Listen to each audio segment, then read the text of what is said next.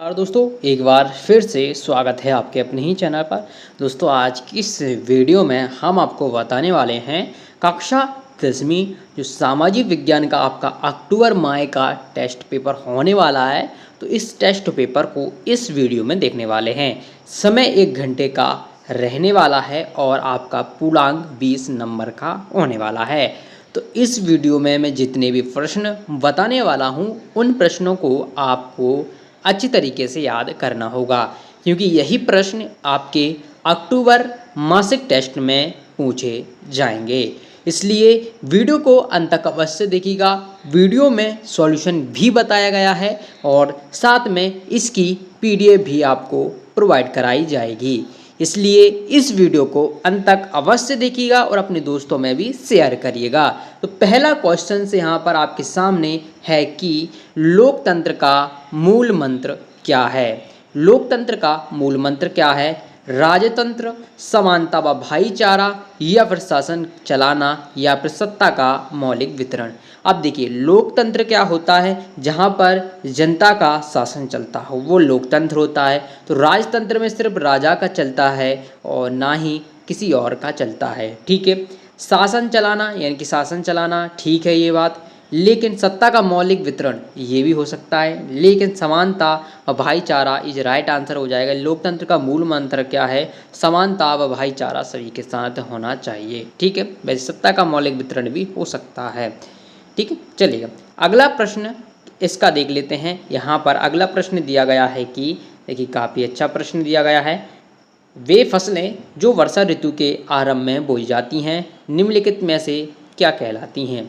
रबी की फसलें, खरीफ की फसल, जायद की फसल, या फिर उपरोक्त में से कोई नहीं। अब देखिए जो फसल वर्षा ऋतु के आगमन में बोई जाती है यानी कि आपकी हो जाएगी खरीफ की फसलें। ठीक है, यानी कि बी नंबर का आपका राइट आंसर हो जाएगा।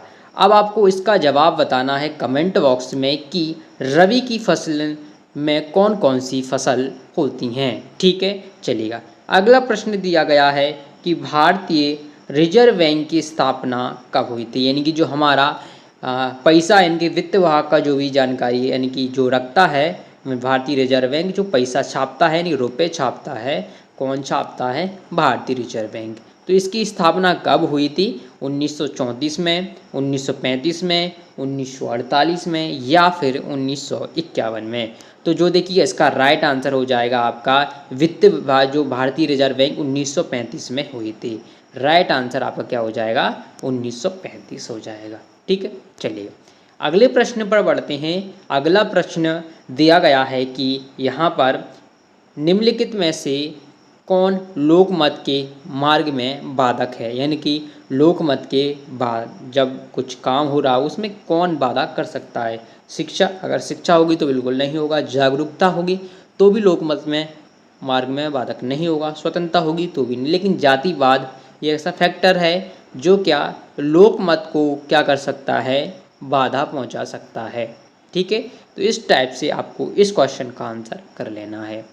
अगले प्रश्न पर बढ़ते हैं। अगला प्रश्न दिया गया है, यहाँ पर संविधान का रक्षक कहा जाता है राष्ट्रपति को, सर्वोच्च न्यायालय को, प्रधानमंत्री को, या फिर कानून मंत्री को? तो संविधान का रक्षक जिसे कहा जाता है वो है आपका सर्वोच्च न्यायालय। सर्वोच्च न्यायालय इसका राइट आंसर हो जाएगा। संविधान का रक्षक कहा जाता है तो बी ऑप्शन राइट हो जाएगा, सर्वोच्च न्यायालय। ठीक है, चलिएगा अब बढ़ते हैं अगले प्रश्न पर। जो अगला प्रश्न यहाँ पर दिया गया है यानी कि इसका राइट आंसर आप देख पाएंगे सर्वोच्च न्यायालय हो गया है। ठीक है, चलिएगा अगला प्रश्न यहाँ पर आपके सामने दिया गया है कि वैश्वीकरण के आरंभ का एक प्रमुख पहलू है उपनिवेशीकरण, विनिमय दरों में सुधार होना, या फिर आपसी प्रतिस्पर्धा, या फिर उद्योगों को कम वेतन वाले देशों में ले जाना, जो उद्योग थे क्या उनको। तो इसका राइट आंसर आप लोगों को कमेंट बॉक्स में बताना है। ठीक है, ये बहुत ज़्यादा महत्वपूर्ण है और इसका आंसर आप सभी लोग देंगे। जितने भी व्यक्ति इसका आंसर देंगे नेक्स्ट वीडियो में मैं आप सभी के नाम वीडियो में लूँगा। ठीक है, तो चलिएगा अब यहाँ पर बढ़ते हैं अगले प्रश्न पर जो दिया गया है रिक्त स्थान। ठीक है, तो पहला दिया गया है कि रबड़ उत्पादन में यानी कि देश में रबड़ का सबसे बड़ा उत्पादक राज्य कौन सा है। तो रबड़ उत्पादक के नाम सुनते ही हमको एक राज्य का ध्यान आता है, वो है केरल। कौन सा है? केरल राज्य है जो देश में रबड़ उत्पादन में सबसे ज़्यादा है। खाली स्थान पर आधारित सामाजिक विभाजन सिर्फ भारत में ही है। तो सभी को पता है जाति के आधार पर विभाजन भारत में ही होता है, इसके अलावा और कहीं आपको ये देखने को नहीं मिलता है। अगला प्रश्न दिया गया है कि दाल उत्पादन में विश्व का सबसे बड़ा उत्पादक एवं उपभोक्ता देश कौन सा है। तो हमारा ये प्यारा भारत देश है नहीं? कौन सा है? हमारा प्यारा भारत देश उत्पादक भी है और इसके साथ उपभोक्ता भी है। चलिएगा, ये सारे क्वेश्चंस आप लोगों ने कर लिए होंगे। इसके बाद सतसत आ जाते हैं, तो सतसत को देख लेते हैं। यहाँ पर नेपोलियन का पतन 1813 में हुआ था, तो ये गलत हो जाएगा, आपका सत्य कर देते हैं। दूसरा, भूदान ग्रामदान आंदोलन को रक्तहीन क्रांति के नाम से भी जाना जाता है, तो ये भी आपका सत्य हो जाएगा। मानव सूचकांक विकास को एसडीआई कहते हैं, तो बिल्कुल एसडीआई ही कहते हैं इसको। अगला प्रश्न दिया गया है, ज्वार बाजरा और रागी भारत में उगाए जाने वाले मोटे अनाज की किस्में हैं। तो बिल्कुल ये मोटे अनाज ही हैं और ये हमको ये पता है, ये सत्य हो जाएगा आपका। अगला, भारत का संविधान धर्मनिरपेक्ष है। बिल्कुल सभी धर्मों को क्या बोलता है भाई, अपने हिसाब से आप धर्म को अपना सकते हैं, इसमें कोई पाबंदी नहीं है, यानी कि भारत एक धर्मनिरपेक्ष देश है और ये भी आपका राइट हो जाएगा। इस तरीके से आप इन प्रश्नों को अच्छी तरीके से कर लीजिएगा, एक भी प्रश्न आपको छोड़ना नहीं है। इसके बाद जो क्वेश्चंस आप लोगों को याद करना है वो है स्थानांतरित कृषि की कोई 2 विशेषताएं लिखना है। अब इसकी सॉल्यूशन की पीडीएफ आपको जहां पर मिलेगी वो मैं आपको बता दूंगा, वहां पर ये क्वेश्चंस आपको देखने को मिल जाएंगे।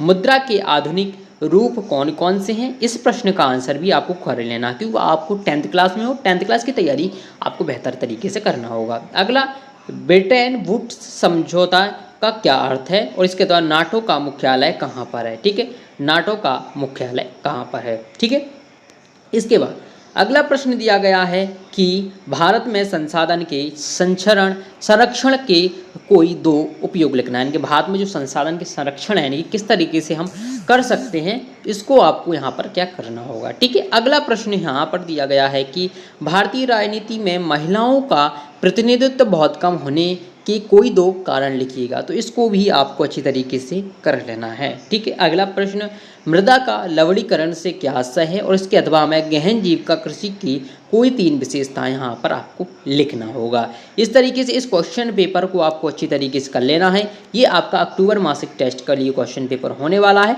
अब आपको बता देते हैं कि बच्चों आपको किस तरीके से इस पीडीएफ को डाउनलोड करना है। तो सिंपली आपको क्या करना है, गूगल स्टार्ट कर लेना है। यहाँ पर सर्च करना है SKTs। जैसे ही SKTs सर्च करोगे, यहाँ पर सर्च वाले बटन पर आपको क्लिक कर देना है। जैसे ही क्लिक करोगे, फर्स्ट पेज आपके सामने दिखाई देगा।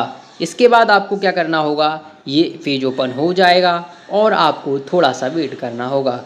नीचे स्क्रॉल करके आइएगा, यहाँ पर आपको दिखेगा क्लास 10 सोशल साइंस। अगर आपको ये आर्टिकल नहीं दिखता है तो आपको जो सब्जेक्ट का चाहिए, आपको यहाँ पर सर्च पर क्लिक करना है और सर्च कर दीजिएगा तो आपको देखने को मिल जाएगा। हम यहाँ पर अभी 10 सोशल साइंस का देख रहे हैं, तो यहाँ से हम इसको करते हैं क्लिक और इसके बाद हम करते हैं इसको थोड़ा सा स्क्रॉल नीचे।